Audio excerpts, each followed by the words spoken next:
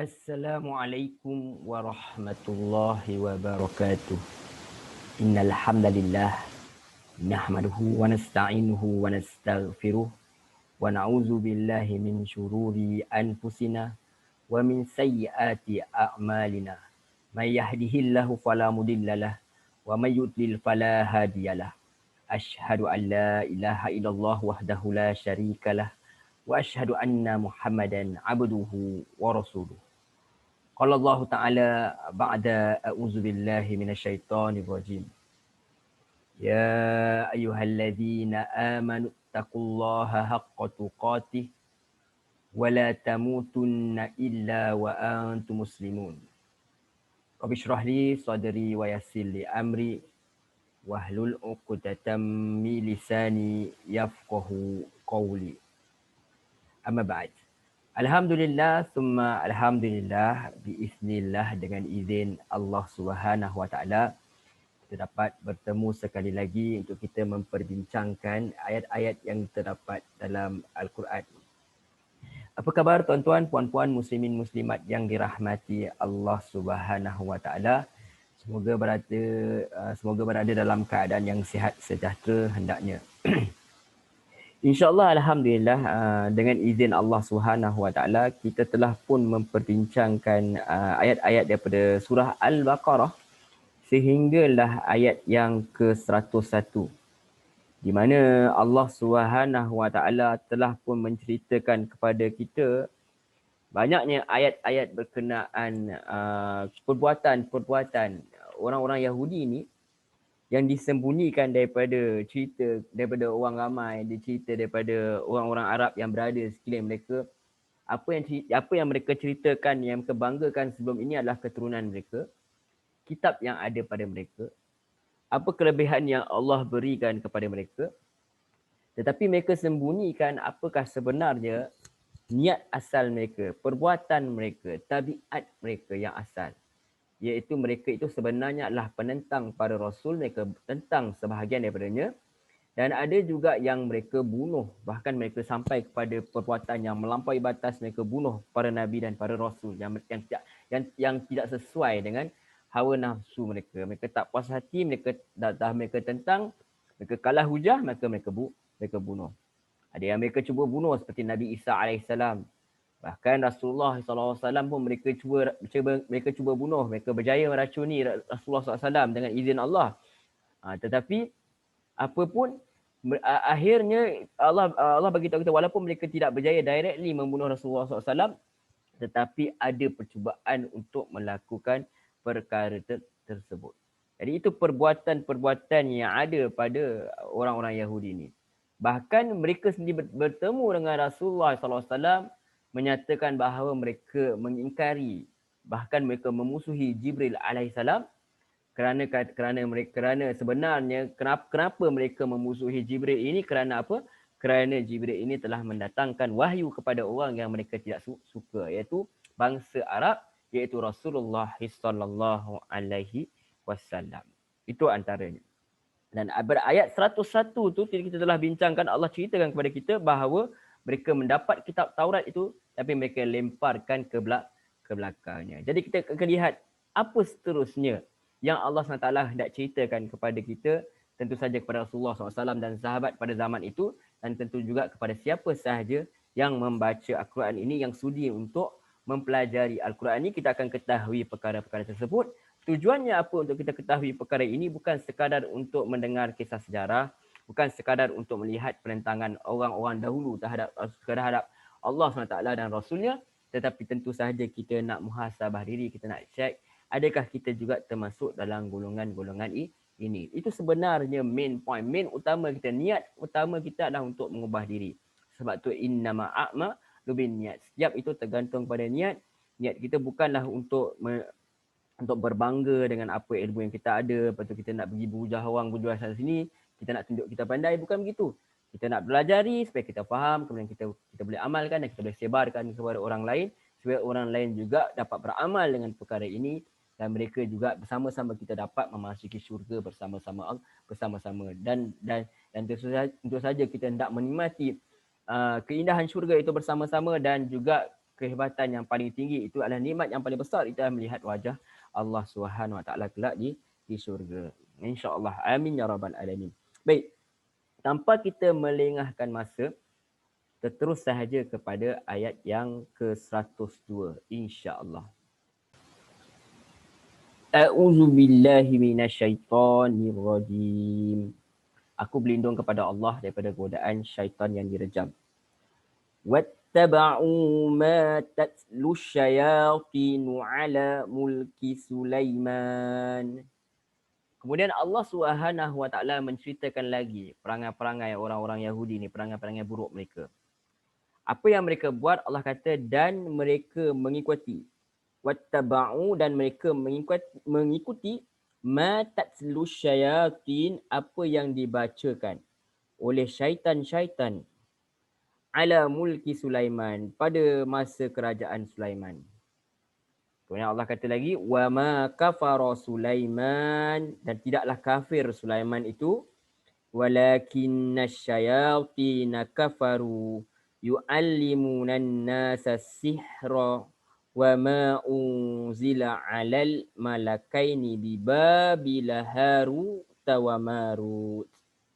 Dan Allah SWT menjelaskan kepada kita, tak kafirlah Sulaiman itu alaihissalam, tetapi syaitan itulah yang kafir. Walakinna syaitani kafaru yu'allimunan nas, mereka ini ajar kepada manusia as-sihr, iaitu sihir. Wa ma unzila 'alal malakaini bi Babila, dan yang diturunkan ke atas dua malaikat di Babilonia, iaitu Harut wa Marut. Harut dan Marut. Baik. Tuan-tuan, puan-puan, muslimin, muslimat yang dirahmati Allah SWT ini. Jadi kita lihat apa yang dilakukan oleh orang Yahudi ini. Apabila mereka melemparkan kitab Allah SWT ke belakang mereka, maka apa yang mereka ambil sebagai pengganti, mereka ambil sihir sebagai pengganti. Begitulah tuan-tuan, puan-puan, muslimin, muslimat yang dirahmati Allah SWT. Kita dapat lihat apabila mereka meninggalkan kata-kata Allah, maka mereka mengikuti kata-kata syaitan. Apabila mereka tolak Jibril AS, mereka bermusuh dengan Jibril AS kerana Jibril AS itu membawa wahyu yang tidak sesuai dengan hawa nafsu mereka, maka apa yang mereka ikuti sebagai penggantinya, mereka terima kata-kata syaitan. Begitulah apabila mereka tinggalkan agama, mereka ikut petunjuk siapa? Mereka ikut petunjuk syaitan. Tuan-tuan, puan-puan, muslimin, muslimat yang dirahmati Allah SWT. Sebenarnya itulah kehidupan manusia. Setiap sesuatu yang kita tinggalkan pasti akan ada pengganti dia. Apabila kita menolak hendak menjadi hamba Allah SWT, pastinya suka tak suka kita akan menjadi hamba kepada yang lain. Kita akan jadi hamba kepada nafsu, kita akan menjadi hamba kepada pemikiran sebagai pengganti, kita terikat dengan pemikiran orang lain, kita terikat apa yang orang lain perjuangkan, dan lama-lama kelamaan kita terikat dengan apa yang orang lain katakan. Kita kata kita tak mahu jadi hamba Allah, kita tak mahu ikut petunjuk Allah. Petunjuk Allah susah, ada rules and regulation. Tapi akhirnya kita ikut rules and regulation orang lain. Kita kata, oh tak payah tutup aurat, kebebasan. Tapi sebenarnya kita ikut pandangan orang lain tak mau tutup aurat, so kita pun tak tutup aurat kerana kata mereka. Jadi sebenarnya kita telah menjadi kepada hamba yang lain. Yang itu. Jadi apabila kita menolak menjadi hamba Allah, pasti kita akan jadi kepada hamba yang lain. Maka akhirnya kita akan terikat, akhirnya kita akan sedar bahawa bahawa kita hidup dalam kongkongan, tindasan orang lain, dan kita tak menjadi makhluk yang merdekar. Kita tak jadi hamba yang merdekar. Kita tidak menjadi orang yang individu yang merdekar. Sedangkan apabila kita menjadi hamba Allah, Allah nak yang terbaik untuk kita. Walaupun kita hamba, kita menjadi hamba yang merdeka. Sebab tu saya ingat lagi dulu ada guru saya kata kalau nak ambil hati manusia ni susah, dia kata. Banyak sekali permintaan, banyak sekali reason dia, banyak sekali apa yang dia rules aggregation dia sesuai dengan hawa nafsu dia, dan bukan seorang, orang ni kata lain, orang tu kata lain. Tapi kalau kita ikut Allah SWT, sangat-sangat mudahnya. Dah ada dah fix dah dalam Quran, dah sesuai, dah ada rapi dalam Quran, dah tak berubah dah sampai bila-bila, dan ada dalam sunnah Rasulullah SAW yang semua apa yang ada dalam kedua-dua tersebut, kitab Al-Quran dan Sunnah, semuanya mahu kebaikan untuk kita. Kalau kita ikut orang lain, dia nak kebaikan untuk mereka. Dia nak follower dia. Tetapi kalau untuk Allah SWT, Allah nak kita ikut dia, tetapi apabila kita ikut dia, kita yang dapat manfaat. Kita sembah Allah SWT, semua orang sembah Allah SWT, tak bertambah kerajaan Allah SWT. Tapi apabila kita sembah Allah SWT, manfaat yang dapat ke kita dapat pahala, kita dapat ketenangan, dan tentu saja kelak di akhirat kita dapat syurga Allah SWT. Itu dia. Sebab tu apabila manusia ini, apabila dia meninggal kepada Allah SWT, ajaran Allah SWT, dia akan senang dan cenderung kepada perkara-perkara yang lain. Apabila dia meninggalkan sunnah Rasulullah SAW, maka otomatik dia akan cenderung kepada perkara-perkara yang bid'ah. Dan siapa yang meninggalkan kebenaran, dia akan cenderung kepada perkara-perkara yang khurafat. Tu senang nak masuk cerita-cerita khurafat tu, sebab apa? Cerita-cerita daripada Al-Quran tidak meresapi dalam diri dia. Wallahu a'lam. Baik. Jadi Allah SWT mengatakan bahawa kepada kita, mereka ini daripada ayat sebelumnya, mereka buang ayat-ayat Al-Quran, mereka lemparkan kitab Taurat ke belakang mereka, kitab-kitab Allah ke belakang mereka, kitab Taurat belakang mereka, mereka ikut perkara lain, untuk mereka ikut sihir yang diajar oleh syaitan. Dan juga apa lagi yang mereka ikut? Mereka ikut apa yang diajar, sihir yang diajar oleh dua orang malaikat yang namanya Harut wa Marut. Ini satu perkara yang sangat, bagi setengah-setengah orang, dia satu perkara yang kontroversi lah. Dan dia ada banyak sekali perbincangan dalam kitab-kitab tafsir. Tetapi apa sebenarnya yang perkara main utama yang nak ditunjukkan dalam ayat ini ialah tentang keburukan. Itu yang paling penting kita nak lihat. Perangai orang Yahudi ini, yang mereka ini menyamakan mukjizat itu dengan sihir. Itu pertama sekali yang kita kena letak. Sebenarnya apa tujuan Allah SWT nak datangkan ayat ini? Allah nak tunjuk kepada kita bahawa orang Yahudi ini mereka menyamakan mukjizat dengan sihir. Seperti mana kan orang kafir dia samakan apa? Riba dengan perniagaan, dengan jual beli. Sekarang Allah kata tak sama. Benda-benda tu tak sama. Jadi Allah kata kat sini, keburukan Allah nak tunjuk apa? Seolah-olah nak tunjuk kepada kita, wallahu a'lam, Allah saja yang mengetahui kebenarannya. Tapi ayat ini seolah-olah nak tunjuk kepada kita, nak tunjukkan bagaimana buruknya perangai orang Yahudi ini yang mereka menyamakan mukjizat itu dengan sihir. Mereka mengatakan kepada Nabi Sulaiman AS bahawa Nabi Sulaiman ini mengamalkan sihir. Sebab kalau kita lihat Nabi Sulaiman ni, dia apa ke antara mukjizat yang diturunkan kepada baginda ialah dia boleh tundukkan angin. Boleh kuasai angin tu. Angin tu boleh bawa ke mana dia nak pergi. Dia boleh tundukkan jin. Jin tu satulah. Ifrit. Jin yang jahat. Bukan syaitan lagi. Bila kata syaitan ini adalah jin yang kerjanya untuk menghasut manusia. Itu pun dia boleh kuasai. Barangkali kerana itulah mereka menuduh Nabi Sulaiman AS ini mempunyai sihir, kerana adanya perkara-perkara yang mencari adat yang ada pada Nabi Sulaiman. Sebelum ini pun orang-orang yang di sekeliling pun, orang pada zaman Musa AS pun, pada orang-orang yang menentang Nabi Musa AS, orang Mesir ketika itu pun mengatakan bahawa Nabi Musa itu mengadakan sihir. Tetapi apabila mereka, orang-orang ahli-ahli sihir itu kalah, barulah mereka sedar bahawa apa yang berada di hadapan Nabi Musa itu bukan sihir. Yang itu insya-Allah bila sampai masanya kita akan bincangkan nanti. Jadi maka mereka pun ajar mentera sihir ini kepada manusia dengan tuduhan. Mereka kata, mereka lapikkan bahawa Sulaiman AS juga mengamalkan sihir. So maksudnya kita boleh amalkanlah. Kalau Sulaiman buat, apatah lagi kita. Tapi Allah kata wa ma kafara. Wa ma kafara Sulaiman. Tak kafir Sulaiman tu. Maksudnya siapa tu yang ada ulama menghukumkan, seolah-olah mengatakan bahawa siapa yang mengamalkan sihir itu boleh berjatuh kepada kekufuran. Na'udzubillah min zalik.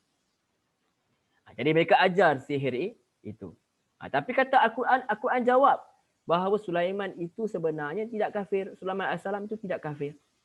Malah apa yang diberikan kepada baginda ialah mukjizat. Sebab tu kalau kita lihat nanti, kalau kita nak lihat dengan lebih dalam, semampu kita dengan izin Allah, Allah cerita pada kita berkenaan Harut dan Marut. Jadi panjanglah kalau kita lihat dalam kitab-kitab tafsir, perbincangan para mufassirin penafsir Al-Quran ini tentang siapakah Harut dan Marut ini. Jadi saya ni sebagai insan yang lemah, saya tak maulah memanjangkan perkara ini di sini. Jadi tentu saja kalau kita lihat dalam kitab-kitab pun ada perkara ini. Bahkan dalam Ibnu Katsir pun, Ibnu Katsir diriwayatkan tentang perkara tersebut, tetapi Ibnu Katsir pun mengatakan bahawa bagi dia cukuplah apa yang ada dalam Al-Quran. Yang lain itu sebenarnya Allahu a'lam, hanya Allah saja yang mengetahui kebenaran. Jadi kita pun menggunakan perkara yang sama, kita kata cukuplah kita terima kata-kata Allah Subhanahu Wa Taala bahawa mereka ini adalah malaikat yang diperintahkan Allah SWT untuk menguji manusia dengan sihir.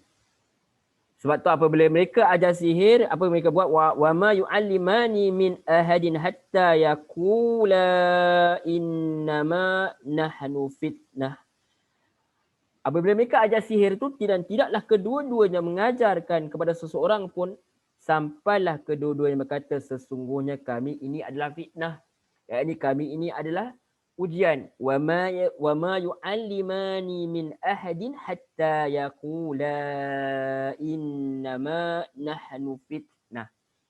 Dan tidaklah kedua-duanya mengajarkan kepada seseorang pun sampailah sehinggalah mereka kedua-duanya mengatakan kami ini adalah fitnah, kami ini adalah ujian. Fala takfur, maka janganlah kamu kufur. Kemudian Allah lanjutkan lagi sebelum kita bincangkan lebih lanjut tentang Harut dan Marut ni. Apa hikmahnya mereka ini disuruh mengajarkan sihir? Fayata'allamuna minhu ma yufarriquna bihi bainal mar'i wa zawji. Kemudian kata Allah SWT lagi, maka mereka mempelajari daripada keduanya apa yang dapat memisahkan antara seseorang itu dengan isterinya. Itu antaranya. Keburukan yang mempelajari sihir ini, kemampuan sihir ini untuk apa? Memisahkan di antara suami dan isteri. Jadi persoalan yang pertama, persoalan yang paling utama yang selalu timbul ialah why? Kenapa? Kenapa malaikat ini mengajar sesuatu perkara yang buruk ini? Jadi tuan-tuan, puan-puan muslimin muslimat yang dirahmati Allah Subhanahu Wa Taala. Kalau kita nak layan pertanyaan ini, kalau kita nak teruskan bertanya-tanya, maka akan timbul persoalan yang lain. Jadi kita akan timbul pula persoalan kenapa Allah SWT beri kita syahwat. Sedangkan syahwat ini mendorong kita buat satu yang jahat, kenapa tak jadikan kita saja seperti para malaikat? Kan kemudah. Kenapa Allah buat neraka? Kenapa tak ada syurga saja? Kan mudah semua orang masuk syurga saja. Bahkan Allah bekalkan pula dalam hadis, kita cerita kat kita bahawa kita ada qarin. Yang lahir-lahir kita ada qarin yang apa dia akan hasut kita untuk buat kejahatan. Jadi mengapa Allah SWT benarkan syaitan ini menghasut kita? Kenapa Allah cipta iblis? Kenapa Allah biarkan syaitan ini mampu pula berjalan dalam darah kita pula? Kenapa Allah buat sedemikian? Jadi kalau kita nak pergi jauh lagi, bahkan kita akan tanya lagi, kalau kita lihat kat dalam syurga kan, sebelum ni kita dah lalui ayat tersebut. Di mana syurga yang didiami Adam AS ketika itu syariatnya, Allah letakkan satu pokok di syurga yang menyebabkan akhirnya Adam termakan buah tersebut bersama isterinya. Jadi dan akhirnya menyebabkan pakat dan Adam tergoda dan isteri tergoda, makan buah tersebut, terlecutlah pakaian daripada tubuhnya dan isterinya menunjukkan keaiban mereka. Kenapa Allah letak pokok tersebut? Sepatutnya Allah tak letak pokok tersebut. Jawapan dia tuan-tuan, puan-puan muslimin muslimat yang dirahmati Allah SWT. Seperti mana malaikat yang bertanya kepada Allah SWT. Apa hikmahnya nak jadikan manusia ni? Sampai nak tumpahkan darah sebenarnya ni. Sebenarnya Allah apa? Jawapan kita ialah Allah ya'lamu ma la ta'lamu. A'lamu ma la ta'lamun. Allah itu dia mengetahui. Aku mengetahui apa yang kalian tidak ketahui, kata Allah. Jadi Allah itu dia ketahui apa yang manusia tak tahu. Kalau kita lihat dalam surah Al-Mulk misalnya, di mana Allah SWT menyatakan kepada kita bahawa di mana Allah itu, maksud daripada ayat tersebut ialah Allah menjadikan kematian, Allah menjadikan kehidupan itu sebagai apa tuan-tuan? Puan-puan muslimin muslimat yang dirahmati Allah, Allah jadikan kematian dan kehidupan itu sebagai ujian. Jadi sebenarnya kalau kita jelas bahawa kita ini memang dijadikan oleh Allah SWT untuk diuji. Sebab tu Nabi Adam AS awal-awal ujian dia pokok tu. Ujian dia. Itu manusia. Jadi kalau kita jelas perkara tersebut, kita tak jadi masalah kenapa malaikat bawa sihir. Kalau kita faham, malaikat ini diperintahkan Allah untuk menguji manusia. Jadi Harut Marut bawa sihir sebenarnya kalau bagi saya yang orang kata yang daif ini, hamba yang sangat lemah, yang tidak ada ilmu ni, yang kurang ilmu ni, yang masih lagi banyak perlu belajar ni, bahawa sebenarnya Harut Marut membawa sihir itu sebenarnya bukan isu. Kerana mereka tak melakukannya dengan kehendak sendiri. Itu selalu Allah SWT kata dalam Quran. Kan dalam surah menceritakan berkenaan apa tu Lailatul Qadar tu, menunjukkan bahawa mereka turun ini, Jibril ini semua turun semua dengan dengan izin Allah SWT, dengan perintah Allah SWT. Jadi dia punya point dia adalah malaikat tidak melakukan mengajar sihir ini dengan kehendak dia sendiri, bukan berdasarkan hawa nafsu mereka kerana mereka tiada nafsu. Yang mereka jalankan dia hanyalah perintah Allah SWT untuk menguji manusia. Jadi sebenarnya ayat ini sebenarnya bukan menunjukkan keburukan pada malaikat, bahkan dia menunjukkan kebaikan. Apa dia tunjuk? Dia menunjukkan bahawa patuhnya malaikat ini terhadap perintah Allah SWT. Seperti mana Allah SWT memperingatkan Adam AS agar tidak mendekati pokok yang terdapat di syurga, walaupun pokok itu ada. Allah memang letakkan pokok itu untuk uji Adam, tapi Allah kata ke Adam AS, jangan dekati pokok ni. Jangan dekat. Mereka bukan dekat saja, mereka makan. Dan dekat pun Allah kata jangan. Begitulah kedua-dua malaikat ini memperingatkan manusia bahawa mereka ini adalah pembawa ujian Allah. Maka janganlah kamu kufur. Itu dia. Allah jadikan benda yang baik, Allah jadikan benda yang buruk. Banyak perkara-perkara yang halal. Kenapa kita pergi perkara yang haram? Kan itu kehidupan kita. Halal itu lebih daripada haram. Tapi haram tu ada tak? Ada. Keburukan tu ada tak? Ada. Internet tu ada tak? Ada. Ada kebaikan tak dalam internet? Ada. Ada keburukan tak dalam internet? Ada. Jadi manusia diajar untuk membezakan di antara baik dan buruk. Itu kan ada kelebihan pada manusia itu boleh membezakan perkara yang baik dan perkara yang buruk. Allah turunkan Quran, Allah turunkan Furqan, Allah turunkan bahawa Quran ini ada apa? Ada membezakan antara yang hak dan yang batil. Yang jahat dan yang baik dan yang buruk. Itu dia. Jadi ayat ini menunjukkan bahawa malaikat ni sepatut perintah Allah SWT. Apa dia mereka buat? Apabila mereka ajar manusia-manusia yang teringin nak belajar sihir ni, mereka kata kami ni hanya adalah pembawa fitnah. Kami adalah fitnah, yakni kami adalah ujian Allah SWT kepada kalian. Maka jangan kufur. Jadi kalau kita lihat dengan lebih lanjut lagi bahawa ujian ini, apa tujuan ujian ini adalah sebenarnya untuk memperlihatkan dan membezakan siapa yang benar-benar beriman atau kufur kepada ajaran Allah SWT. Orang yang pass the test, dia darjat dia akan naik. Itu dia. Manusia ni diuji apa? Untuk menaikkan darjat dia supaya dia boleh dapat syurga yang tertinggi. Dan juga kita boleh lihat di sini bahawa awal-awal Allah bagi tahu mereka ni tuduh bahawa mereka tuduh Sulaiman AS, Nabi Sulaiman AS itu sebagai pengamal sihir. Allah kata dia tak kafir. Dia bukan orang kafir.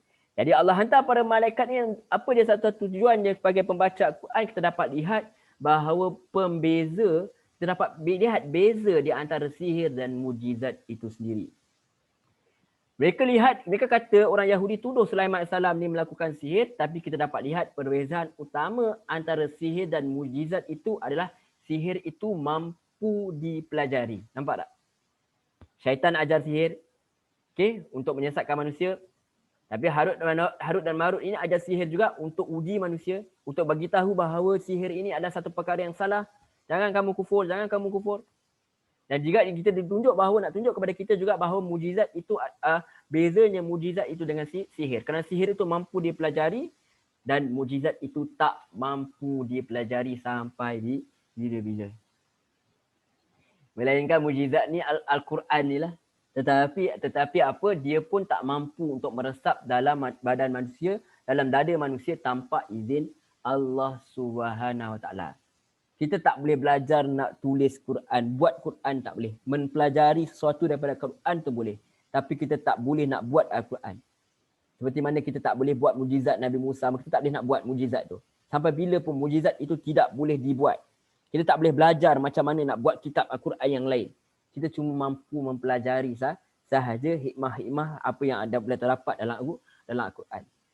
Tapi kita tak boleh nak buat Al-Quran itu. Dia ada mujizat dia. Tapi mujizat yang seperti mana nak tongkat ulas semua kita tak mampu nak buat. Dia tak mampu dipelajari. Itu dia punya perbezaan dia di antara apa? Di antara mujizat dan sihir. Sihir itu mampu dipelajari dan mujizat itu tidak mampu dipelajari. Perkara-perkara ajaib itu tidak boleh dipelajari. Kalau dia berlaku dengan izin Allah Subhanahu wa taala. Kita tak boleh nak pakai Al-Quran untuk terbang, tak boleh. Kalau kita buat tersebut, akhirnya dia jadi apa? Dia jadi sihir.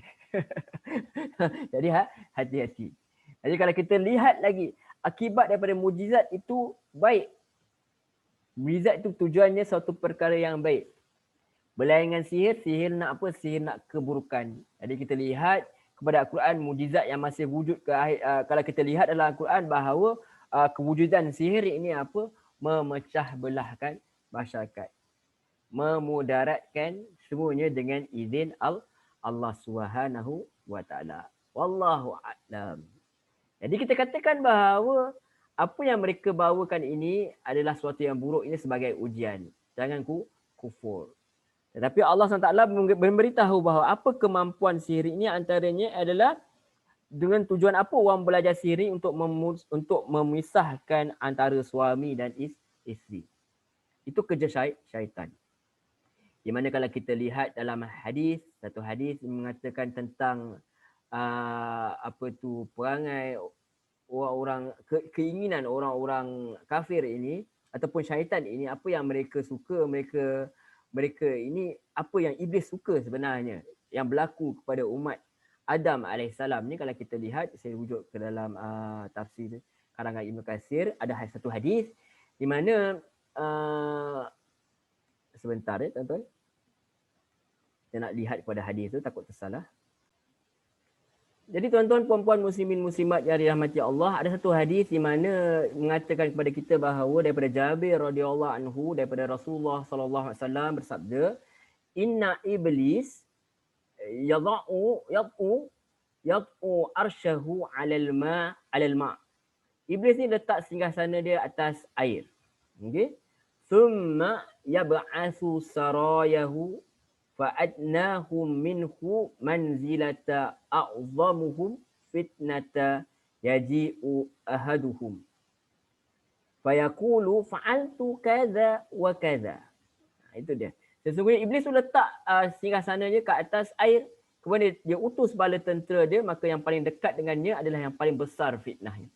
Datanglah salah seorang daripada bala tenteranya, dia kata, aku telah melakukan ini dan ini, begini dan begitu. Fayaqulu ma sana'ta syai'an qala summa yaji'u ahaduhum. Kemudian iblis kata apa? Fayaqulu ma sana'ta syai'an. Kemudian iblis kata, engkau tak buat apa pun. Kau tak buat sesuatu pun sama sekali. Kau tak buat apa-apa pun sebenarnya. Qala summa yaji'u ahaduhum. Kemudian datanglah salah seorang yang lain. Fayaqulu, mereka berkata, ma taraktuhu hatta farraqtu bainahu wa baina imra'atih. Kemudian dia kata, aku tak tinggalkan untuknya. Ini untuk yang orang yang digoda itu, hingga aku berhasil memisahkannya antara dia dan isterinya. Qala fayudnihi minhu wa yaqulu ni'ma anta. Dia kata apa? Iblis pun mendekati dan berkata, sungguh hebat seperti apa yang engkau katakan. Yang ini. Maksudnya dia kata begini, itulah lebih kurang maksud hadis tu. Jadi apa kesukaan iblis adalah untuk memecah belahkan masyarakat. Sehingga kan dikatakan, kalau tak silap hadis subuh ni, iblis dah berputus asa dah untuk, syaitan dah berputus asa dah untuk mengeluarkan orang-orang Arab ni daripada agama mereka, iaitu Islam ni. Tapi apa mereka buat? Mereka pecah belahkan. Kita lihat orang bermusuh. Kita sendiri pun, orang-orang yang mengajar pun memusuh di antara, mengajar agama pun ada yang bermusuh di antara satu sama sendiri. Berbeza tu sudahlah, tapi bergaduh sampai kan label. Itu yang sebenarnya yang berlaku. Apatah lagi dalam perkara-perkara yang lain, tentu sahajalah banyak lagi manusia ini suka berselisih. Sebab itu memanglah tujuan utama ialah iblis ni, syaitan ni hendak memecah belahkan masyarakatnya. Hendak memecah belahkan manusia ini. Sedangkan Allah kata dalam Quran, Allah kata sesungguhnya orang-orang Islam ini adalah bersaudara. Manusia itu sebenarnya adalah asalnya adalah daripada moyang yang satu, iaitu apa? Datang daripada Adam. Datang daripada Adam dan isterinya. Wallahu a'lam. Walaupun kalau kita lihat bahawa sihir ini boleh memecah belahkan antara isteri dan suami dan isterinya, Allah kata lagi, sebenarnya wa ma hum bidarrina bihi min ahadin illa biiznillah. Ini sebenarnya yang kita kena pegang. Apa yang Allah kata sebenarnya, dan apa yang mereka pelajari ni, apa yang mereka buat itu sebenarnya tak dapat memudaratkan pun dengan sihir tersebut. Sesiapa pun mereka tak dapat nak mudaratkan illa biiznillah, kecuali dengan izin Allah. Tapi masalah masyarakat kita zaman ni, kita kata sihir ni confirm berlaku melainkan kalau Allah tak izinkan. Dah terbalik tak. Sedangkan kita boleh accident tiap-tiap hari je. Itu lagi cepat berlaku daripada sihir itu. Kita kena pegang ayat Allah SWT ni bahawa sihir itu takkan mampu berlaku melainkan dengan izin Allah SWT. Kalau api itu sifat dia membakar. Okey, api itu sifat membakar dia. Tapi kalau Allah tak izinkan, dia tak mampu membakar, seperti mana Nabi Ibrahim tidak dibakar oleh api. Tetapi sifat asal dia membakar. Berbeza dengan sihir ini, kalau menurut Allah SWT dalam Quran ni, dia tak mampu memudaratkan, sifat asalnya dia tak boleh buat apa-apa. Melainkan Allah izinkan sebagai ujian. Yang itu kita kena pegang. Jadi jangan kita setiap orang niaga tak laris ke apa semua, kita semua nak kata sihir.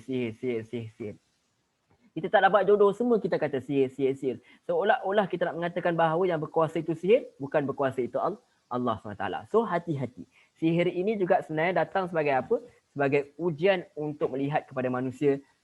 Allah nak lihat bahawa kita ni mengagungkan sihir atau kita mengagungkan Allah SWT. Wallahu a'lam. Jadi Allah kata, wa ma hum bidarin nabihi min ahadin illa biiznillah, dan perkara tersebut, sihir itu tidaklah mampu memudaratkan siapa pun melainkan dengan izin Allah. Kemudian Allah lanjutkan lagi, wa yata'allamuna ma yadurruhum, dan mereka mempelajari apa yang mencelakakan mereka, wala yanfa'uhum, dan tidak memberi manfaat kepada mereka. Yakni mencelakakan mereka, menjauhkan mereka daripada Allah SWT. Akhirnya mereka akan mendapat azab Allah SWT kalau mereka tak bertaubat di akhirat kelak. Dan tentu saja di dunia, mereka boleh dihukum pun, ada pun kalau pada zaman Nabi SAW, siapa yang mengamalkan sihir ini, ataupun pada zaman sahabat, mereka boleh dihukum pun. Ada undang-undang tertentu pun kepada orang yang mengamalkan sihir ini. Wallahu a'lam. Jadi walaqad alimu laman ishtarahu ma lahu fil akhirati min khalaq. Dan sungguh benar mereka telah mengetahui nescaya apa yang mereka beli ini, ma lahu, tidak ada baginya fil akhirah min khalaq, bahagian di akhirat. Apabila mereka ambil sihir ini, maka mereka tidak akan dapat bahagiannya di akhirat kelak. Wala bi'sa ma syarau bihi anfusahum, dan sangat buruk apa yang mereka perjualkan dengan diri mereka ini, laukanu ya'lamun, sekiranya mereka mengetahui.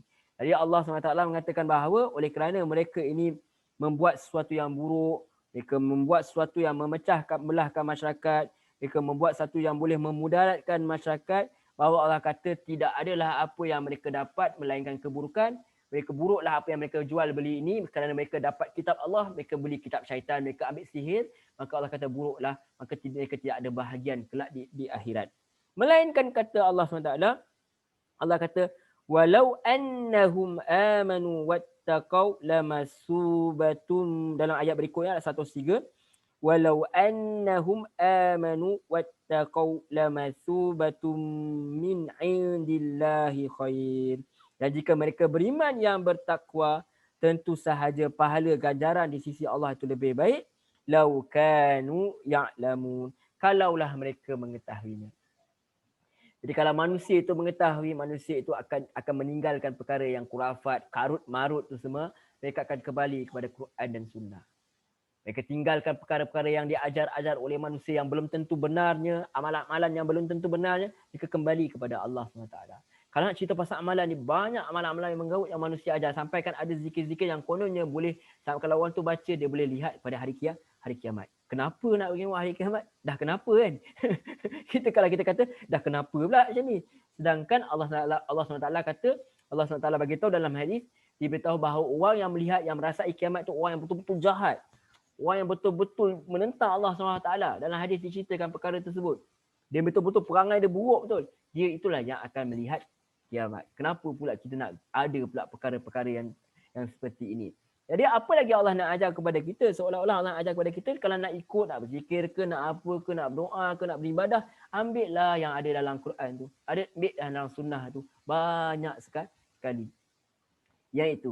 Jangan kita pergi kepada perkara-perkara lain yang direka-reka kerana kita tak tahu yang itu benar atau tidak. Yang paling best ialah yang paling mendekatkan kita dengan Allah SWT, yang tunjuk kecintaan kita kepada Allah ialah kita mengikuti Quran, kita mengikuti sunnah. Barulah betul kita mencintai Allah dan Rasulnya. Sebab orang yang berkasih itu kan, orang yang berkapal kalau kita katakan. Kalau boleh pakaian nak sama saja. Kan, tukar-tukar handphone lah, apa semua sedang mencinta kan. Baju seorang pakai pink, yang seorang lagi pun pakai pink juga. Baju sama, stone down orang kata. Begitulah sepatutnya dengan Allah SWT, dengan sunnah itu lebih-lebih lagi. Kalau betul kita mencintai Allah dan Rasulnya, yang perlu kita baca dan amalkan ialah Quran dan sunnah. Bukan kita pergi kepada perkara-perkara yang lain. Barangkali itu yang boleh kita ambil pengajaran daripada apa yang Allah sampai kepada kita. Sebab tu Allah kata, jika mereka beriman, mereka bertakwa, pahala daripada Allah itu pasti lebih baik sekiranya mereka mengetahuinya. Lau kanu ya'lamun. Lau kanu ya'lamun. Andailah mereka mengetahuinya. Terus sahaja kita ringkas-ringkas. Kemudian Allah kata dalam ayat tadi Allah kata apa, buruklah apa yang mereka perjualkan tentang diri mereka itu, lau kanu ya'lamun, kalaulah mereka mengetahui. Tetapi Allah kata kalau mereka bertakwa, Allah kata indillahi khair, di sisi Allah itu adalah lebih baik. Lau kanu ya'lamun, betul. Allah SWT kata kalaulah mereka mengetahui. Jadi dua kali Allah ulang lau kanu ya'lamun. Allah kata buruklah apa yang kamu jual belikan. Kalau kamu buang kitab Allah SWT, kamu pergi kepada perkara-perkara yang lain yang mensyirikkan Allah SWT, itu satu perbuatan yang buruk. Tetapi dan juga kalau kalian itu beriman dan bertakwa kepada Allah, itulah perkara yang baik kalau kamu mengetahuinya. Jadi macam mana kita nak mengetahui perkara tersebut? Tentu sahaja kita perlu mengkaji Al-Quran dan Sunnah Rasulullah SAW. Barulah kita tahu mana yang baik, mana yang buruk, mengikut logik Allah Subhanahu wa ta'ala. Yang itu tentu saja membawa kebaikan kepada kita semua, insya-Allah. Seterusnya ringkas terus ke ayat 104. Ya ayyuhalladzina amanu la taqulu ra'ina wa qulu zurna wasma'u walil kafirina azabun alim. Seterusnya ditunjukkan oleh Allah SWT lagi perbuatan orang-orang Yahudi ini, orang-orang kafir Yahudi ini yang memang sememangnya suka menukar-nukar ayat Allah SWT. Suka menukar-nukar ajaran-ajaran Allah SWT. Sebelum ni kita lihat kan, Allah suruh sebut ampunkan kami, mereka sebut gandum. Tadi kita lihat pula apa yang mereka buat kepada Rasulullah SAW ini. Apabila Allah kata, wahai orang-orang beriman, Allah bagi tahu janganlah kamu kata ra'ina. Tapi katakanlah unzuna dan dengarkanlah, dan orang-orang kafir akan mendapat azab yang pedih. Apa yang berlaku ialah, kalau kita lihat dalam tafsir misalnya, orang-orang Yahudi ni bila dia jumpa Rasulullah, bila dia berada berhadapan dengan di kalangan orang-orang Islam yang berjumpa dengan Rasulullah SAW ni, orang-orang Islam ni akan kata kepada Rasulullah ra'ina, yakni lihatlah kepada kami. Maksud apabila dia nak bercakap dengan Rasulullah SAW tu, dia minta Rasulullah lihat kepada dia lah. Sebab ni dia betul-betul bersungguh hendak supaya Rasulullah mendengar apa yang mereka katakan. Itu antaranya. Jadi jadi Allah SWT kata jangan sebut perkara tersebut. Kalau nak sebutlah unzurna. Maksud yang sama.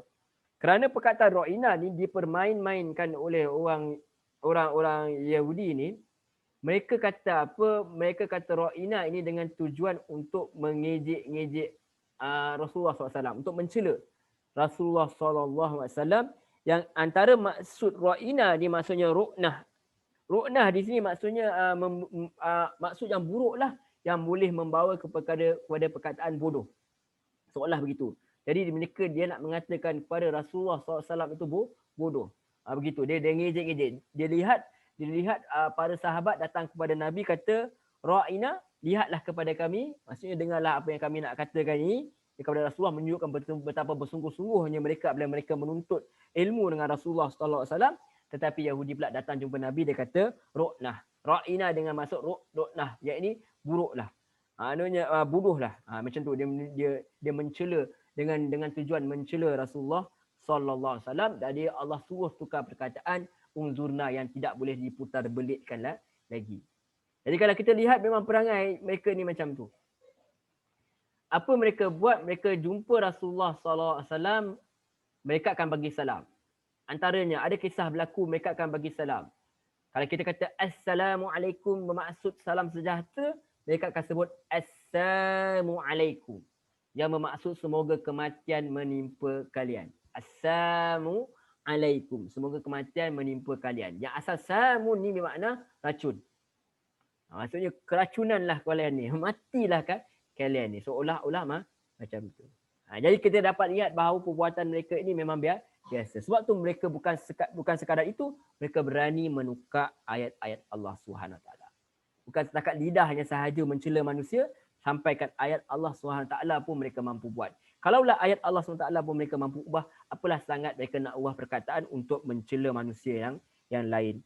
Kerana Allah kata apa? Dan untuk orang-orang kafir ini akan mendapat azab yang pedih. Allah pasti akan balas perbuatan mereka mempermainkan Allah SWT dan mempermainkan ayat-ayat Allah SWT dan juga mempermainkan orang-orang yang beriman di kalangan mereka, terutama mempermainkan Nabi Allah itu, iaitu Rasulullah SAW dan para sahabat. Yang kita tentang pada Nabi ini jatuh kufur kepada Allah SWT. Kemudian Allah kata lagi dalam ayat 105 insya-Allah, ayat terakhir yang kita bincang hari ini, ma yawaddul ladzina kafaru min ahlil kitabi walal musyrikina ay yunazzala alaikum min khairin min rabbikum wallahu yakhtassu bi rahmatihi man yasha wallahu dzul fadlil azim. Jadi Allah kata lagi dalam ayat ini, dalam ayat 105, orang-orang yang kafir daripada ahli kitab dan orang-orang musyrik. Tengok di sini Allah kata kedua-duanya. Sekarang ni mereka ini orang Yahudi menganggap bahawa orang penyembah-penyembah berhala ni orang Arab ni kafir. Maka mereka menganggap Rasulullah ini sebagai orang nabi palsu, sesat. Tetapi Allah kata apa? Sebenarnya kalian inilah kafir dan kafir kalian ni Yahudi ni sama taraf sahaja dengan ahli kitab ni. Kafir kalian ni orang Yahudi ni sama sahaja dengan Arab musyrikin tu. Walaupun dari segi kita amalkan di dunia ini adalah perbezaan-perbezaan hukum yang boleh kita bezakan antara ahli kitab dengan orang-orang Arab musyrikin, di mana dia boleh makan, kita boleh makan sembelihan ahli kitab semua, tetapi di sisi Allah dalam akhiratnya sama sahaja kekafiran mereka ini.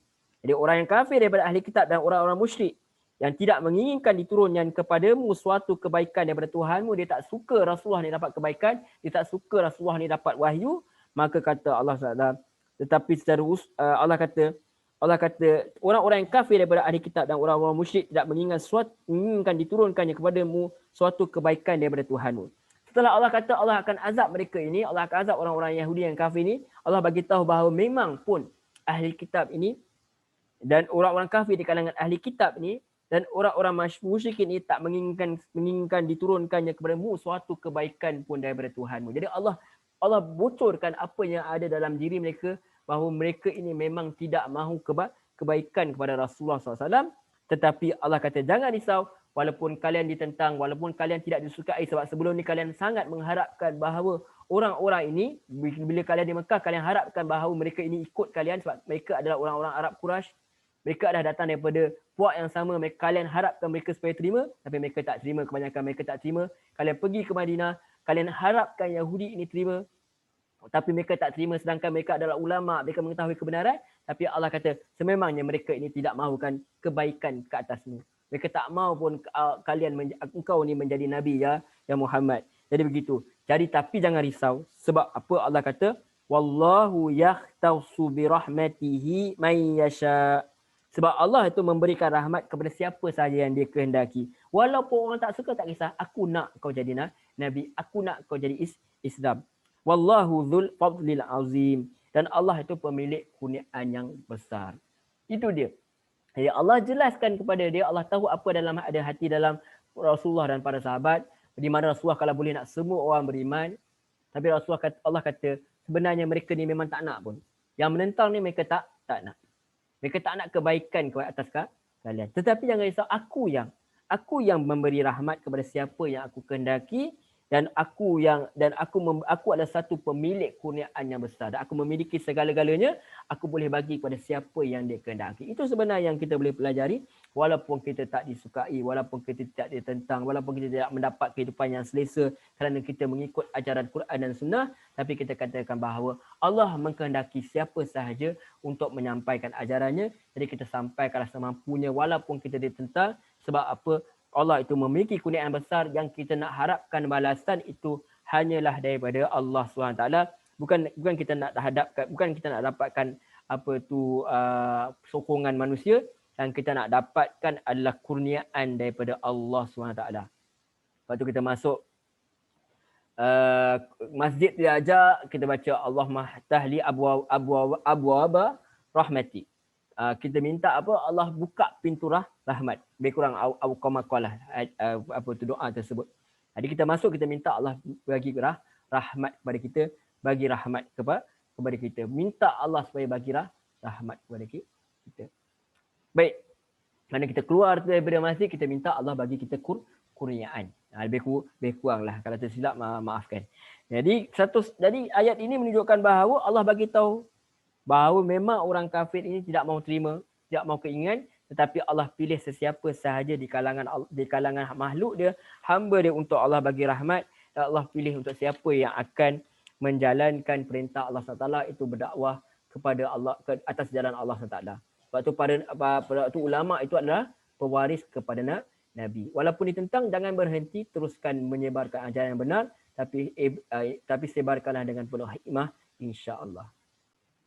Kalau kita lihat dalam tafsir sikit lagi dalam ayat 105 ni supaya kita lebih jelas, insya-Allah.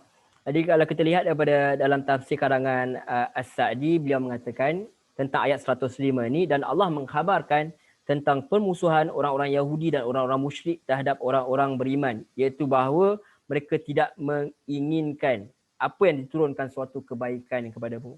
Maksudnya mereka tak menginginkan kamu, wahai kaum muslimin, untuk dapat kebaikan, baik sedikit ataupun banyak daripada Tuhanmu. Kerana kedengkian dan kebencian mereka kepada kamu, kerana Allah memberikan keistimewaan kepada kalian dan kurnianya, oleh kerana Allah mempunyai kurnia yang besar. Dan di antara kurnianya atas kalian adalah menurunkan kitab kepada Rasul kalian untuk menyucikan kalian, mengajarkan kalian kitab dan hikmah tersebut, dan mengajarkan kalian apa yang belum kalian ketahui, maka segala pujian dan pengagungan hanya baginya. Wallahu a'lam. Demikian sahaja perbincangan kita pada hari ini. Seperti mana, minta maaf ada salah tersilap, terbelit-belit lidah, tersasul di sini dan di sana. Maafkanlah atas kelemahan diri ini sebagai makhluk yang lemah. Mudah-mudahan Allah ampunkan dosa saya, dosa kita semua, insya-Allah. Apa yang baik itu semua yang datang daripada Allah SWT. Yang silap-silap, salah silap itu adalah kelemahan diri saya sendiri. Saya mohon ampun kepada Allah SWT. Seperti biasa, ambillah mana yang bermanfaat, yang tuan-tuan puan-puan rasa perkara itu betul, bertepatan dengan Quran dan Sunnah. Mana yang tersalah, tersasul, terbelit-terbelit lidah tu tinggalkanlah. Ambil sahaja mana yang baik.